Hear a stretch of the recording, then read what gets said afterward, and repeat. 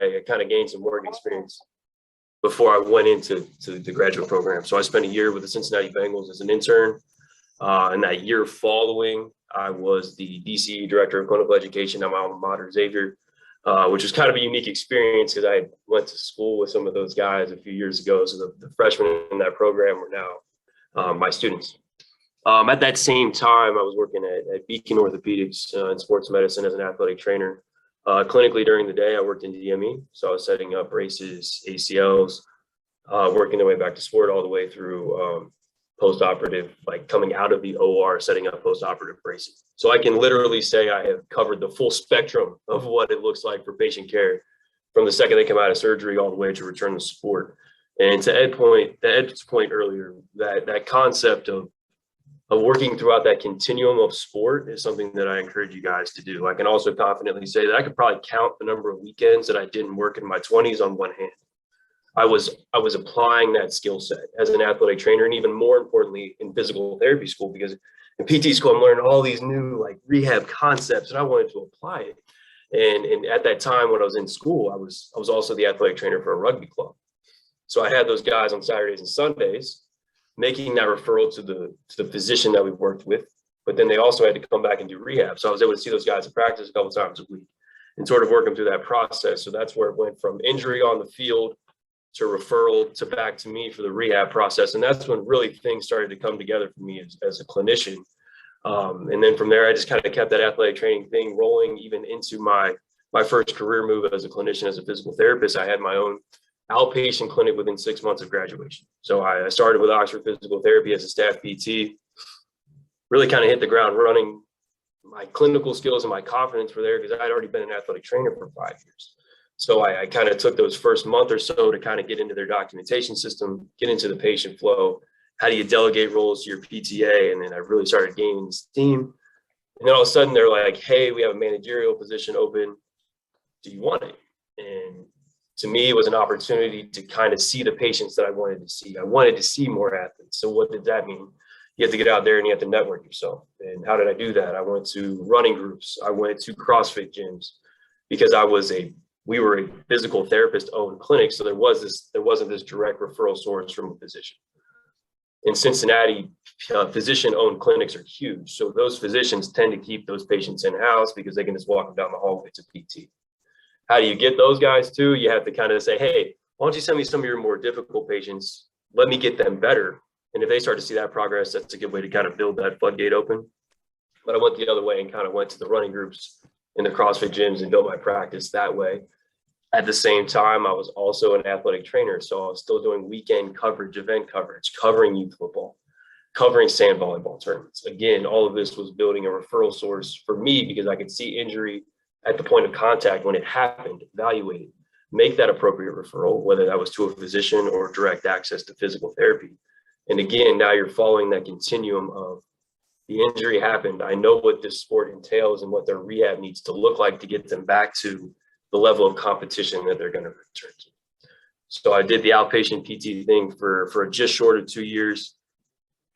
About a year and a half in, I was like, I love this, but I miss that team concept. I miss being around the athletes every day. And it's not just the rehab side of it, but practice, talking with coaches, being out on the field in that environment, being part of the team. And that's when I really started looking around and applying to jobs back into sport. And thankfully, the Rutgers position worked out well for both of us. When I took the job, I had been in New Jersey for a total of 12 hours in my life. I came out here, I spent the night, woke up, did an all-day interview with, I couldn't tell you how many different coaches. My boss now, David Borchardt, and I fell in love with it because Rutgers at that time, we'd only been in the Big Ten for about a year and a half. And I knew we had a lot of ground to make up to catch up to our competition because the Michigans, the Ohio States, the Michigan States, the Iowas of the world have been in this conference for a long time. And with that, they're kind of ahead of the game in regards to facilities and being able to compete at this level. What Rutgers is gaining steam, as you guys have seen over the last few years, is that this whole thing is turning around. We're not just winning on the court, but we're winning in the quality of care that we're providing for our student athletes. And I'm really bought into that. And I feel like physical therapy and the athletic training side of that plays a huge role because we have the most interaction with those individuals on a day-to-day basis. think about how much time the athlete spends in the training room and in rehab. We see them throughout that continuum. And I really think that relationship goes a long way. Sorry, Ed, you got something? Go ahead.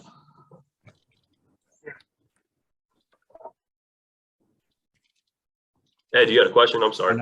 No. Oh, sorry. I saw your voice come on. But anyway, so the project here at Rutgers is when I mentioned that earlier before the call started.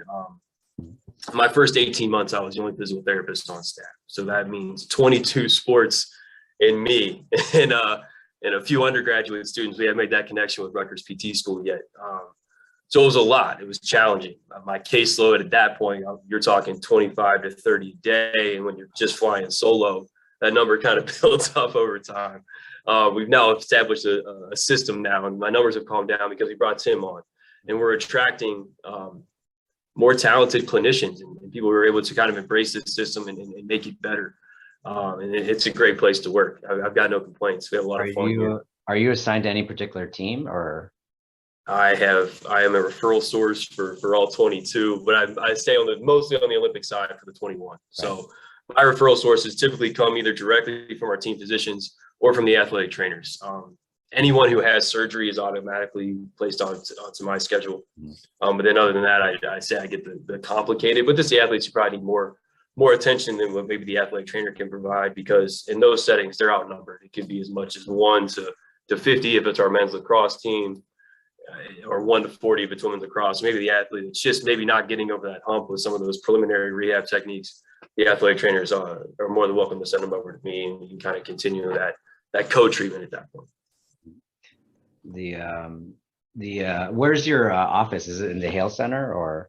So I used to be. The Hale Center now is almost exclusively for football. Our rowing team uses that weight room. I'm in Jersey Mike's Arena. You guys may know it as the Rack. It's a new space. I just moved into here at the beginning of November of last year. This space used to be our old interview room for post-game news conferences. We've since opened it up, and we're starting to build it into what I think a sports clinic should look like, which is half of what you think your normal clinic should look like. And then in this other wall, the one you can't see, there's a squat rack, our shuttles. We're building that into a little bit more sports specific. So that way we can ease that transition from the athlete, from the rehab setting back into strength and conditioning, which has gone a long way. I guess, were you guys planning on moving into what is it called? The RWJ Health Performance Center or something, or? Yeah, so the APC, the Athletic Performance Center. So that houses both our men's and women's basketball team, gymnastics and wrestling, and our physician's offices in there as well. Within that, each team has their own athletic training room rehab space within their practice facility. And then on the first floor, there's a larger shared training room that has our hot and our cold tub, and then some rehab space as well.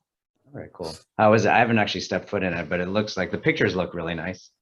You should check it out. That one, and then we just opened the Rockin Academic Success Building last year. That houses men's and women's lacrosse, as well as both of our soccer teams.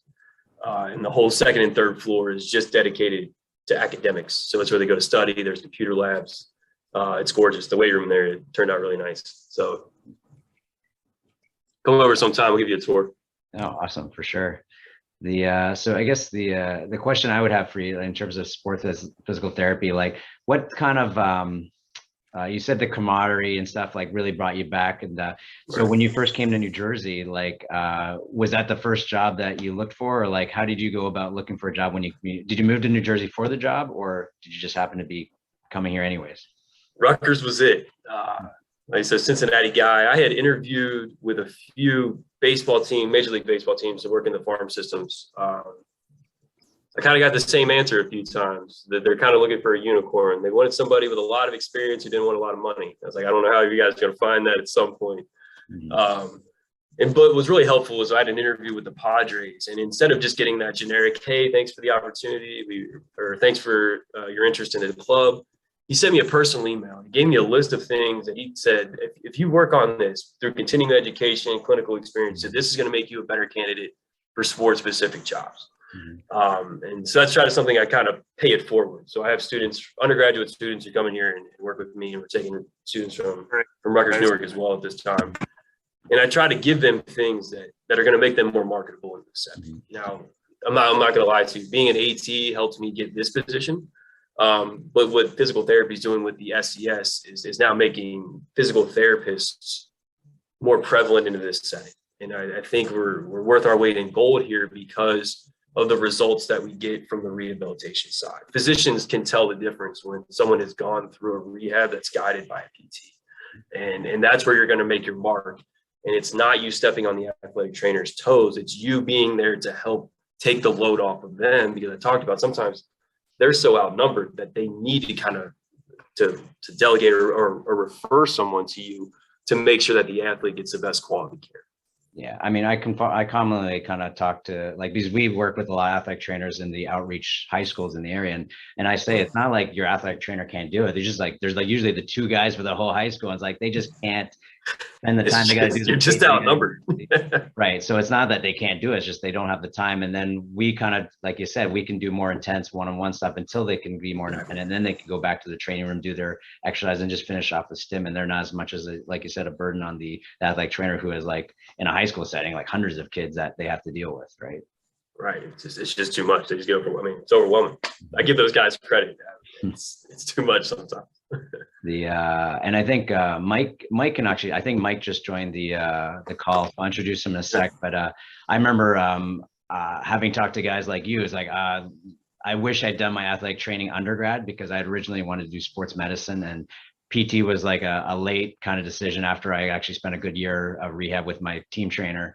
And this was about 20 some years ago. So it was evolving back then, and kind of now it's kind of became what she had anticipated. So I'm actually very thankful that she guided me, and thankful that, our profession is better paid. Back then, when I chose that route, it was like teacher's salary. You get paid like $40,000 a year. Like you're not going to be poor, but you're not going to be rich either. And not that we're rich now, but we're better off than, the like an entry $40,000 kind of like salary. So but unfortunately, you can probably attest to the athletic training salaries are usually a little bit below the same what PT salaries are. And unfortunately, like even if we are lucky enough to get like a job like yours, like PTATC, usually they say, okay, we want PTATC, but we're going to pay you as an athletic trainer sometimes, because they're at a lower rate. And because those jobs are, and correct me if I'm wrong, like such high demand that they kind of can do that. Because like when I was working at University of Toronto, same thing, like there's so many people that want those jobs that they know they can kind of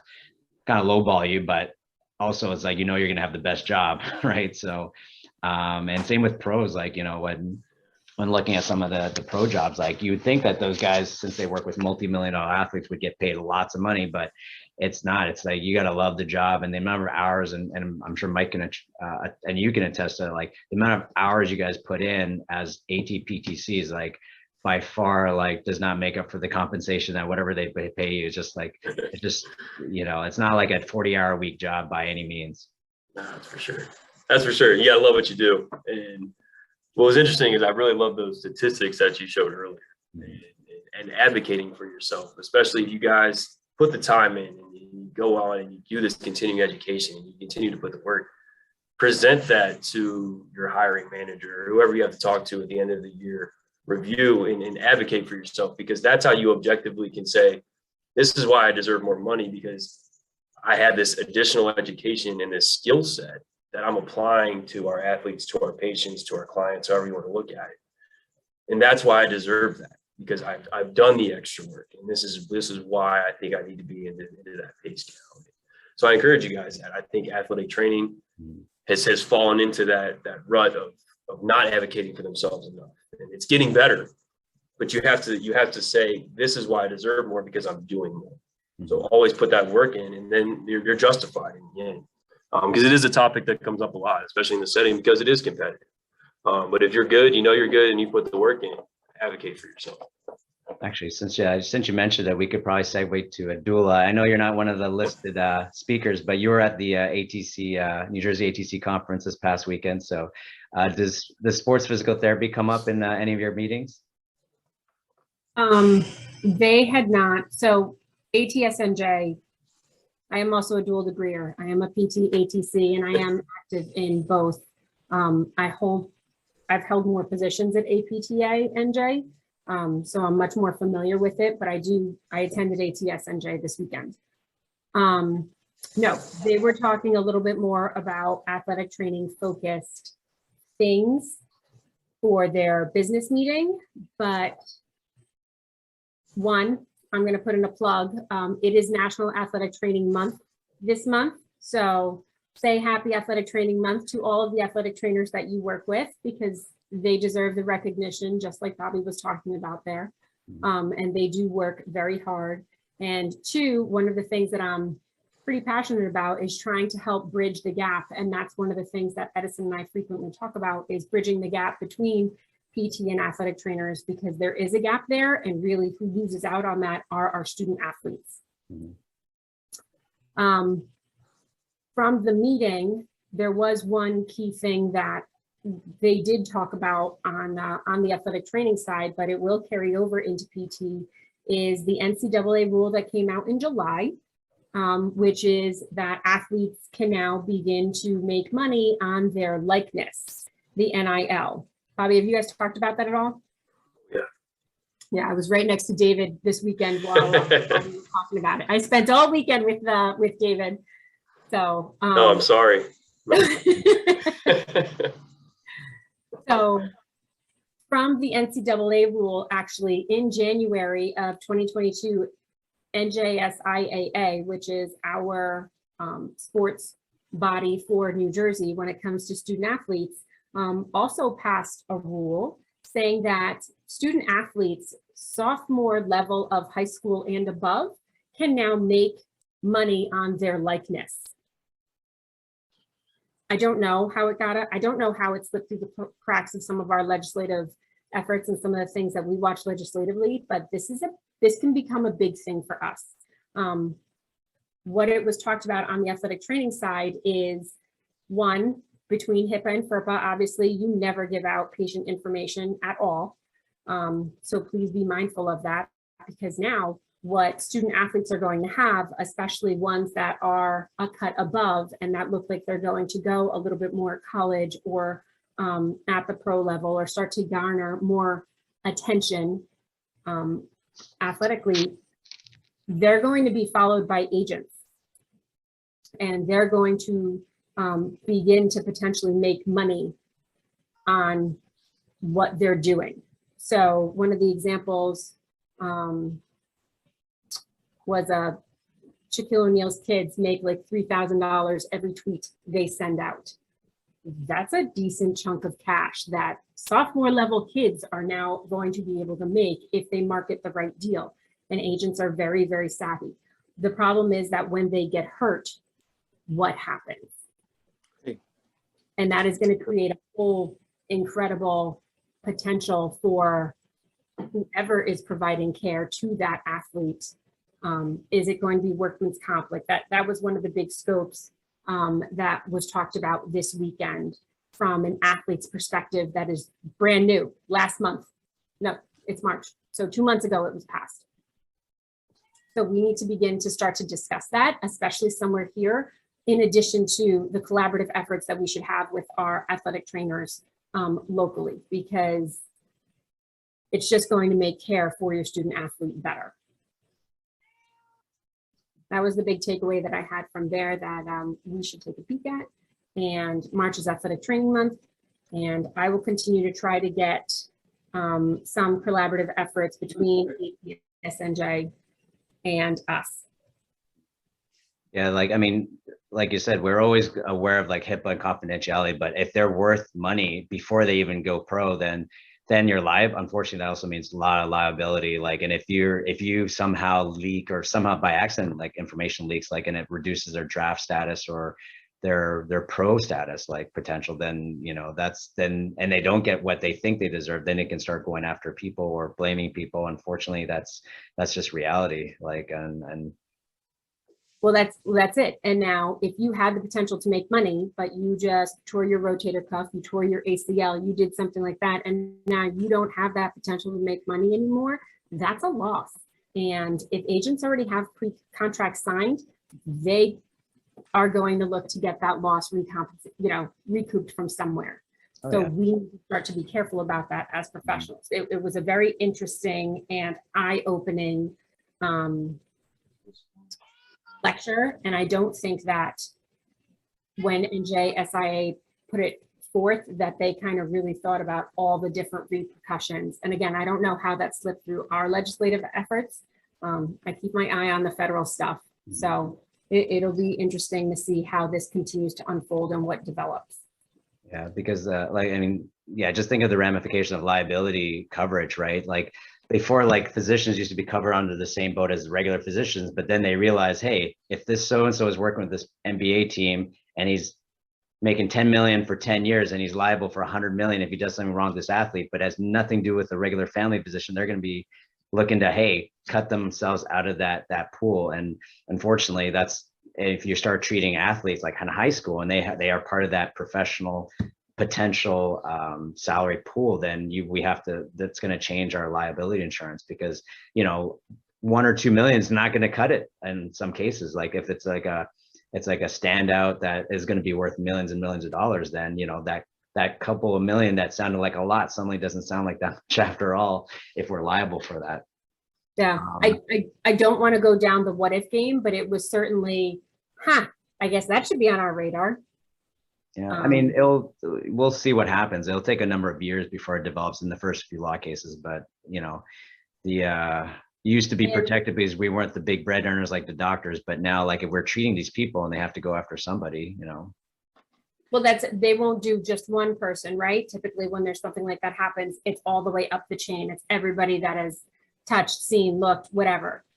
Also, keep in mind, for those who tend to be a little bit more social media savvy, if you put somebody else's social media handle that you're with them and or that you're treating them, like, that's still HIPAA. Don't do that for anybody who, right? Like, we need to, that's still HIPAA. You're identifying that you have somebody in your clinic or that you are working with them. Social media handles are now falling under that.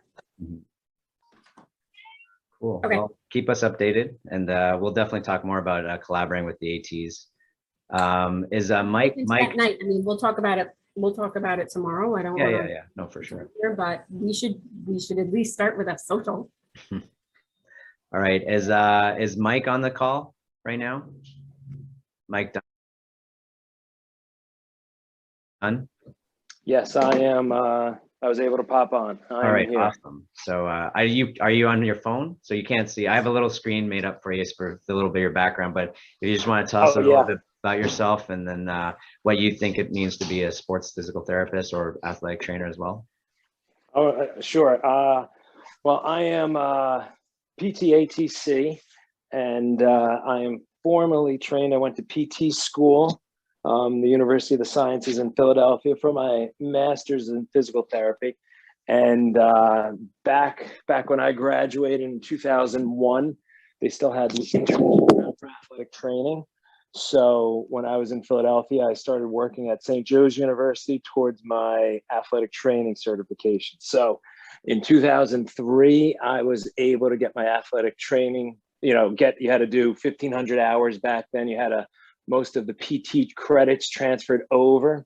I moved back home to New Jersey, worked at Montclair State University, or did internship hours at Montclair State, and then took my final classes there and submitted everything to the board and was able to pass my ATC exam and get dual certified. From there, I've been lucky enough that I started working at Montclair State University in 2003 into 2004. And then also in 2004, I started working with the New York Giants.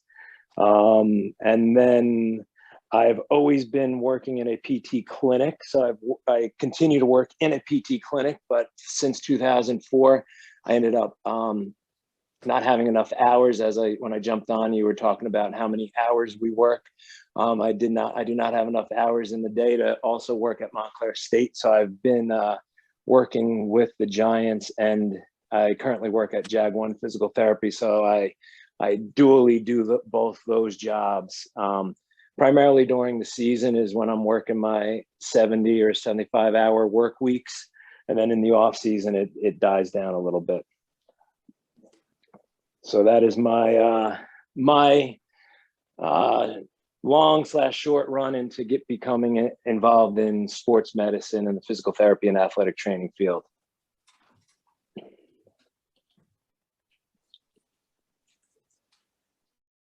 Oh.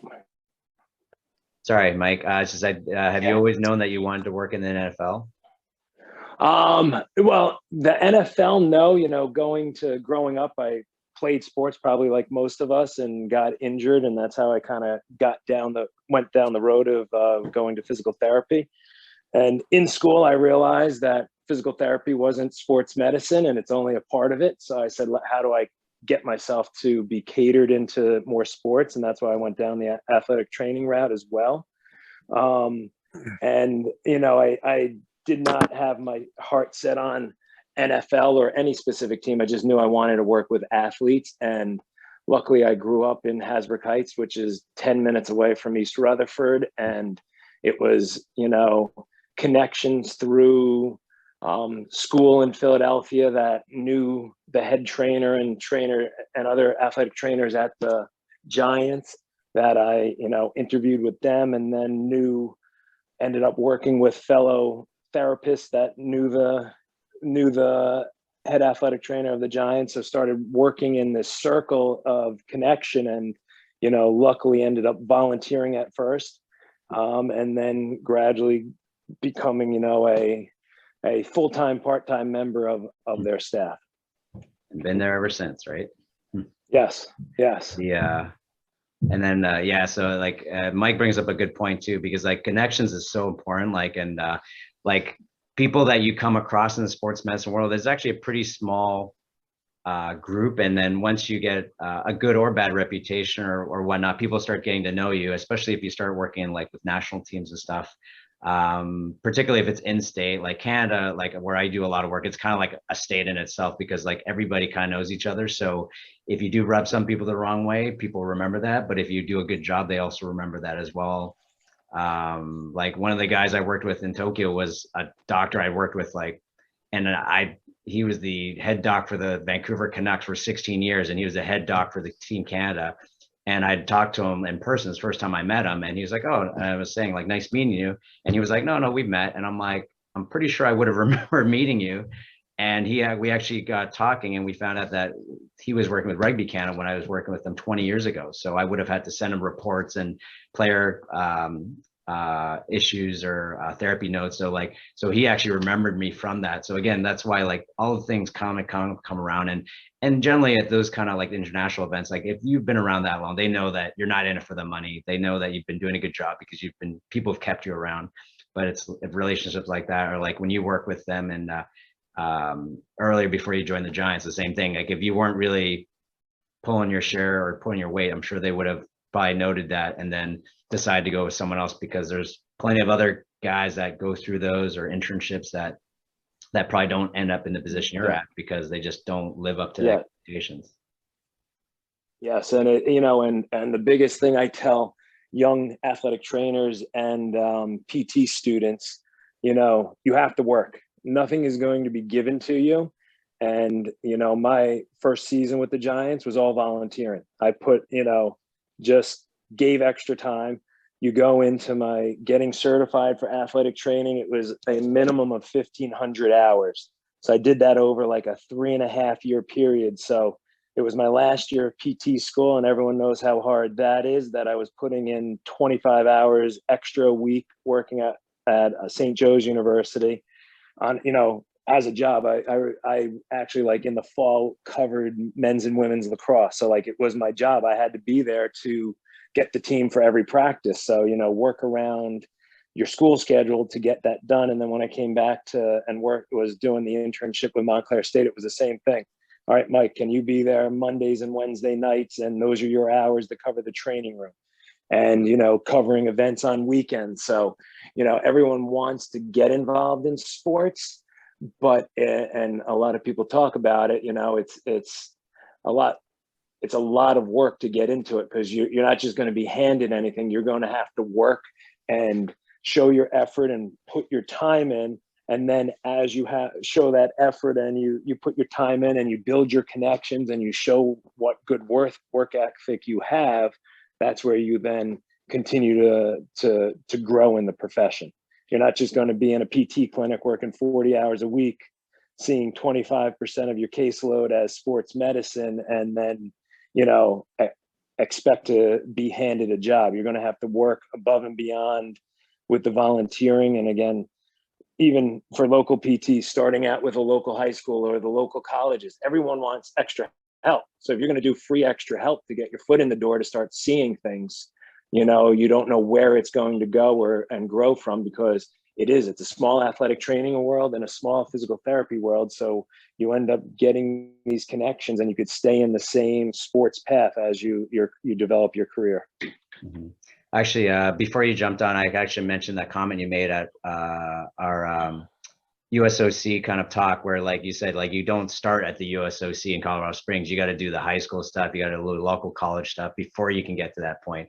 Because if you happen to get in there, you're not going to probably do a great job, and they're going to remember that. And then it's going to be hard to move on from there. So like you had mentioned during that meeting, I kind of reiterate that, like, that's not where you want to start. You want to put in a lot of the extra time on the local circuit before you get to that point. Yes, for sure. You want to gain that experience from other avenues, so that you could draw from that experience when you're working at the top level. Mm-hmm. Yeah, for those of you guys who don't know, back in when Mike was saying he got certified dual credential as an ATC, like prior to 2004, I think that you could challenge the exam instead of going through a formal program. I unfortunately moved back to the US in 2004 and just missed it. I had been at University of Toronto, and we actually trained ATC students. So a lot of them were doing their US board certifications at the same time as the Canadians. So when they asked me if I wanted to go down, my wife basically said that there was no chance that we were going to move back to the US. So I decided not to do the exam. And unfortunately, 5 months later, I moved to back to the US and have been regretting not being able to do that. But just because a lot of the high level sports jobs do want you to be dual credentialed, and the further away I guess we go from where people can be dual credentialed, because right now for me it'd be going back to school for, again, I think someone mentioned like a master's program, and to pay 3 years tuition to go back to school full time is just it kind of hard pill to swallow, especially if you have young kids. So that's not going to be in my cards anytime soon. So hopefully the jobs for specifically PT or sports PTs will start kind of growing now that there is more of a demand. I think was it 2011 that the NFL required PTs to be on staff, I think, right, Mike?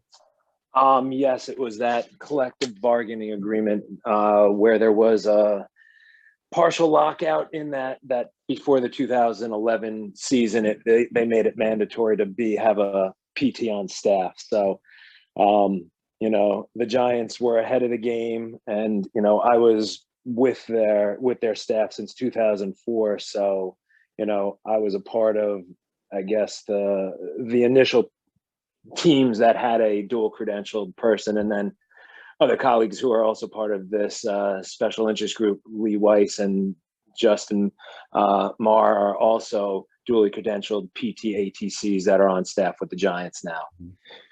So how was they sorry, I was going to say, and nowadays, and looking at students, most PT students that I see in the clinic, end up going their 4 years undergrad, 3 years PT school, and they're itching to get out, and they don't even want to think about doing anything athletic training. And it's the opposite. Athletic trainers are going to school for 4 years, and then when they're looking into their master's programs or continuing their education, they seem to be the ones now that are going down going to PT school for the additional 3 years to get the dual credentialed. Yeah, if I had known, I would have chosen that route. It's interesting. Athletic training has now gone to a master's level, like entry-level master's programs. So they're rapidly doing away with the undergrad for athletic training. Yeah. It seems like they're taking the same path that PT took 20, 25 years ago when it was a bachelor's degree to a master's degree and then to a doctorate degree. So they Yes. seem like they're going to be going down the same road we That was did as a exactly profession. 20 years ago. 2002 was the last year they accepted non-masters. That's Yep. it. The DAT is gaining some traction in the field as well. So it's interesting to watch. Yeah. But Mike is right. As far as a student, I was at the clinic for PT at 7 a.m. and still doing hockey at 11 p.m. I got a husband out of it too, but you have to be willing to really do some time. I don't even know when I slept. I don't even know when I sleep now. But I sit there and say my first few seasons with the Giants, I worked with the team from 7 a.m. to 1 p.m. Monday through Friday. And then I worked in the clinic 2 to 9 p.m. Monday through Friday. And then weekends were, if we traveled, you were gone the whole weekend and you started again on Monday morning. If you were home, you had Saturday afternoon off to enjoy time by yourself. So I jokingly say I have a very supportive wife that we are happily married, and it's only because I'm never home that she actually still enjoys my company, because that's still the continued case that during football season it's just a constant grind, and you have to love what you do to want to do that, and it is challenging though, that is for sure. Yeah, and it's I didn't tell me, you can chime in on this too, but like from what I see, like, and having done a lot of sports medicine work with Canadians, it's obviously a little bit different scene up there, but athletic training is like unique in terms of specialization in North America. Like it's still growing in other countries like Ireland, Japan, but it hasn't caught on quite as much as North America. And like traditionally, like if you think of like an English soccer premiership team, like you think of the team therapist is the physio, right? So it's kind of interesting how it's separated in North America, but it's also become like almost two camps. And one thing I don't want to see happening, unfortunately, is that because it is a lot of, like you said, a lot of hours, a lot of volunteer hours, you're not getting remunerated definitely not as well as a PT. So a lot of kids coming out say, oh, they want to do with sports, but they don't want to put in the hours on the sidelines and to learn the field care stuff. And I don't want to see it going down that route where people are just like, you know what, just like the physiatrists and orthopedics used to control a lot of rehab, and they say, you know what, just let the therapist deal with it. We just don't have the time. We make way more money off surgery. So they used to be the people that would kind of prescribe physical therapy programs or rehab programs, at least when I was a high school student, like 20 some years ago. But now it's like they just say go to the PTs, because we have taken up that space and we have become the specialists. Not to say we're smarter than the doctors, but because we have more familiarity, we should be good at some of those things, and they have trusted us now to be independent with those kind of decisions and rehab programs. And I just don't want to see that happening to part of physical therapy that involves sideline care and dealing with athletes, and we're only in clinic, because I feel like just like the APTA or American Sports Physical Therapy Association kind of stipulates that the sideline care, acute care, is a big part of what being a sports physical therapy is, I think. Yeah. Oh yeah, for sure. And I will sit there and say again, when you start the young PT students and or young grads that want to get into this, I learned more from the athletic training at the athletic trainers at St. Joe's and at Montclair State and with the Giants than I did from some physical therapists, because again, you gain experience. So, I've learned a ton from physical therapists in clinic. I've, on the field, you're learning from athletic trainers that have a unique experience, completely different from physical therapy, since we don't get any of it in school. So you learn so much from them. Then you go in on that side of the education. And then you even go into rehab.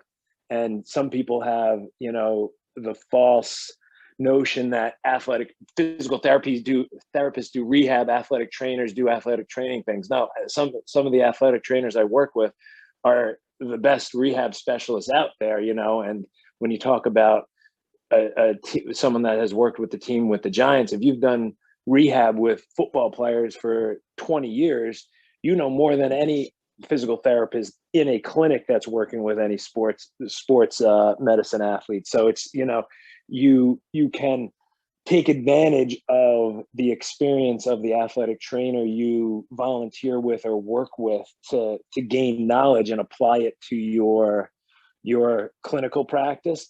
And then you also have to realize that most high schools have and colleges have team physicians that you then can, again, get a connection with a doctor and do office hours with the doctor. If the doctor comes into the college and does clinic hours, you could sit in with the doctor and look at his evaluation and talk to the doctor and what the doctor's perspective is on the athlete and getting them back to sport. So you get to see and have access to other people that you typically don't when you're in the PT clinic.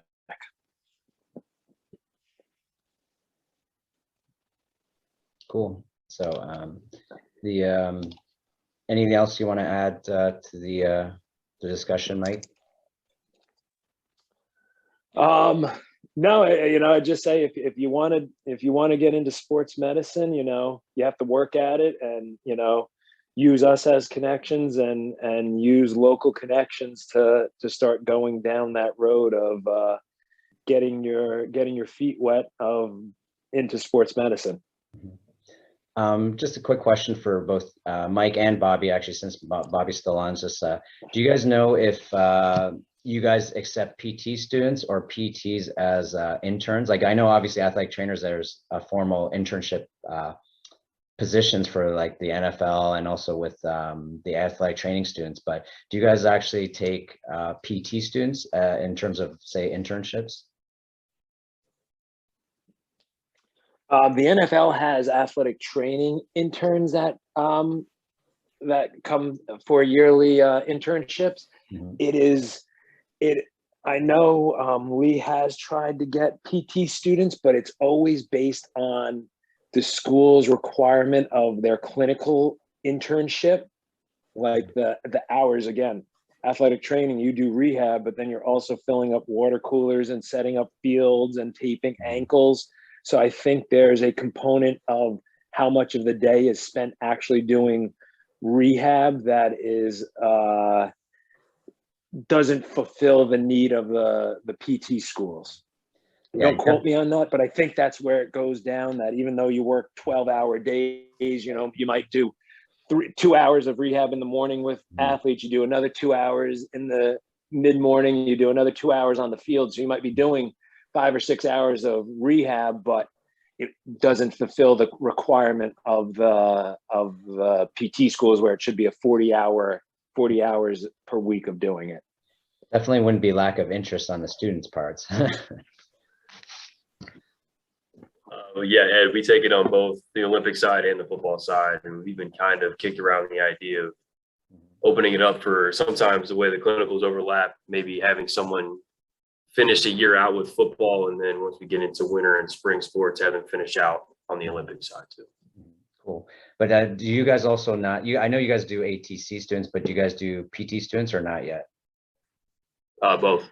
Oh, you guys do PT students. Yeah. Where are the PT students from? Like Rutgers? Rutgers, Newark, and then football. Tim also has some contracts with some schools. He came to us from the University of Cincinnati this past fall, so he brought some PT students from there as well.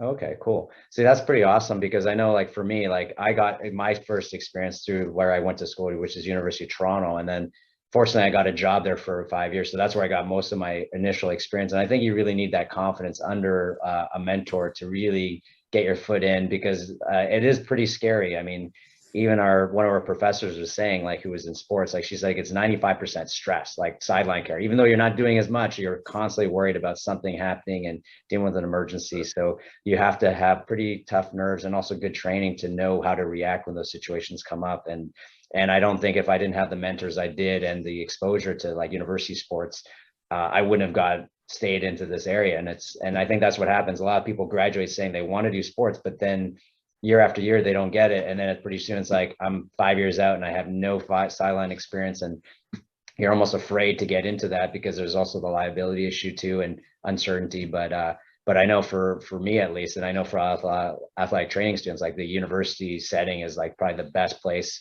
to get that experience. Plus, like university athletes are great to work with, right? They're not jaded. They all like are, you know, aspiring.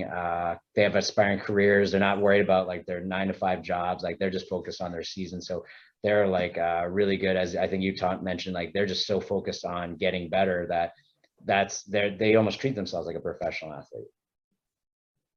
Yeah, so I said, if you know, PT students are interested, they're more than welcome to reach out to us. I said we have a multitude of settings, and we try to not to discourage early first and second rotation students. We try to primarily keep the third and fourth, just so you have some clinical background underneath your belt, just because our schedules are not traditional. It gets pretty busy in here, just so you're not overwhelmed, and so that we can allow you to maximize your time in here and not feel like you're constantly playing catch up. But if you're interested, we can always make an exception if it is someone who's earlier on in their clinicals as well. Yeah, no, we definitely, I'll definitely touch base with you on that. Yep. Just because I'm sure like some of the Rutgers students don't even know, at least that some of the ones I've talked to don't even know that opportunity exists. And even if it does, they probably don't want other people or their classmates knowing. So just put a question out to the students. Any other questions or any interesting things you guys want to bring up for the speakers or anyone else in the group? I'm going to pick a random person again and just see if you guys have any 2 cents to throw in there. I had a quick question. Okay, yeah, sure, Matt. Go ahead. I want to start off by saying thank you to everybody who has spoken for insightful information. But currently where I'm at in PT school, like others have mentioned, I feel like sports is kind of just briefly mentioned and you don't really dive in depth. And I was just wondering if there's any sort of continuing ed course or certification that we can do now as PT students to kind of get that in-depth knowledge of sports PT. Because I'm part of the Coach in Steps group, so like we teach the ERA courses. That's what that would be the first step into entering the sideline care component, which is again a necessary part of the SES. So before you can even get the hours to get your SES, you would want to do that first. Like you wouldn't want to just jump into sideline care with like a first aid kind of certificate. And in the past, the EMR, which is the Emergency Medical Responder from the American Red Cross, was adequate. But now the SCS requirements are, if you can still do the EMR, but you'd have to do like a sports specific adjunct course. So sometimes it's a lot easier just to take the ERA, which involves like the EMR plus sports specific content. So I would say that's the first step. And then you could start, doing like internships under people or someone who's working with a team. And, if you're in New Jersey, like hopefully we can get a little bit more information from Bobby and the Rutgers group and then see, because I think like a recognized group or even just a local team, someone working with local teams would be great to kind of go under their wing and get that experience. Obviously working a sports clinic like JAG, RWJ Sports PT, like even though we say we're sports, like, realistically, we're not 100% sports. Like the only places that can be really 100% are colleges or pro teams. But realistically, if you get in a sports clinic, you're seeing probably about 25-35%, which is still decent. And you do want to see that like a good range, because you do learn enough from general population that you can apply towards athletes. So I think if I just saw all ankle sprains and ACL repairs, I don't think I'd be as well-rounded as a therapist as I would be if I didn't treat the general population. But I can still take that general population skill set and transfer it to athletes very successfully. So and until you get to that higher level, then you do want to build that good repertoire of skills. So I would say that's the first thing. That was one of the actual things that I wanted to create actually in New Jersey, because in terms of like a continuing curriculum to kind of guide people through that, because one thing we definitely need to be able to do that we don't have is taping. So there's no real formal AASPT taping course. And obviously I know the ATCs go through years of school. I had to learn it all on my own after school through like additional courses. Where I used to practice in Canada, they've actually formalized a postgraduate continuing ed system, but because it's so small, like they can make everybody in the country go through it. So it's a very standardized program. Their diploma system requires like a lot of practical examination, didactic examination, and there's like 3 different levels. I'm not going to get too much into it, but one of the requirements to work with like a national team or like to go to even apply for Olympic team is that you have your diploma, which means that you pretty much have a minimum of almost 4 years of field care experience, 2 full seasons with a contact sport. So there's a lot of different requirements, and also practical exams, which is they do that with the athletic trainers in Canada. I don't think they do the practical exams in the US anymore. They just do the online, right? The multiple choice, kind of like the board exams are multiple choice. Even though they require us to know kind of how to tape, how to do emergency care, they don't actually test us on other than showing our certification. And I think alluding to what Amber was saying, like some of the SCSs going in there actually just don't have good hands-on skills like taping and emergency care. So that comes evident when you go to those training camps, and they're fully evaluating for 2 weeks. You're going hard, and they want to see that you're not above yourself in terms of, like Mike also talked about, like getting water, getting ice, like, you know, you're a jack of all trades when you go to the Olympic training camp. And that's what they look for when you work with those teams. Like one of our doctors went through one of the Olympic training sites, and they're asking him to do massage, and he's like, I don't know how to do it. They asked him to do taping. He's like, I don't know how to do it. It's like, I'm a doc. But it's like, well, you need to be able to do everything. So if you're a PT and says, well, I don't, and you say, I don't do taping, it's like, then they're gonna be like, we're not going to take this guy because he only can do clinic care, and you got to be able to do sports massage. You got to be able to do like taping. You got to be able to do emergency care. And those are all things that they look for on the SCS. And those are things that are tested for in the diploma in Canada. Like, and I imagine it's the same at New Zealand, Australia, who have very established sports physical therapy curriculums. Like they do all that testing. So when people come out of their, those programs, they know they can tape, they know they can do sideline care properly.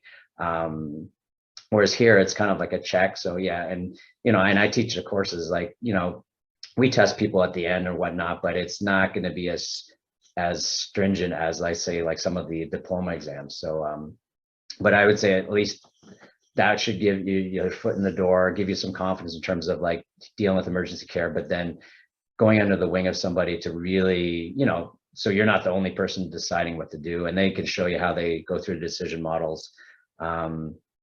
I think there are taping courses out there. Like there's definitely kinesio taping, but there's not really like, I don't think there's actually, I haven't seen any athletic taping courses for PT specifically. And I would love to actually start that in New Jersey. And one of the things you guys can do if you want to send us feedback is like how many of you guys would be interested in something like that, and we can talk to the schools about setting something up. And I've talked to, I know Seton Hall and Rutgers about just having us sit in or just do a lecture on sports medicine or taping, and obviously you guys have a very tight curriculum, so there's very little wiggle room in terms of what you guys have to cover. But I think there's definitely enough interest, and if you guys tell the faculty that, you know, there's enough interest that, you know, maybe they will have some of us come in and do a lecture or two, not like a course, but at least to give you guys a taste of what it involves. All right, any other questions? Or Edison, I'm going to dovetail on there. On the chat, David also mentioned that joining the American Academy of Sports Physical Therapy exposed him to a lot of great sports PT content. And as APTA NJ members, if there's something specific that you want an in-service on, or you want to learn about more, this is a collaborative group. We are willing to figure that out and help make that happen. But the best program that you're going to end up having is if you give that feedback saying, this is what I'm interested in, because then we can take that back to, you know, just the membership and the executive director, and we can say, hey, this is coming from our members. And that's the whole concept of this. It's to enhance what we do as PTs in this state. So things that you want to see or things that you're interested in, that if it's membership driven, it's so much more valued, and we can make that happen. You just got to let us know. We have that connection, and we're really lucky. We're in a small, densely populated state that's got a lot of powerhouse professionals in there. And it's always nice to be able to make that connection and learn from different things and from different people. All right, I know it's been a bit of a while, so unless anybody has any other questions, and I'm gonna probably just close it up. If you guys have any additional questions after the fact and you guys want to email us, I think our contact email is going to be on there. If not, I'll put it on the minutes for the meeting.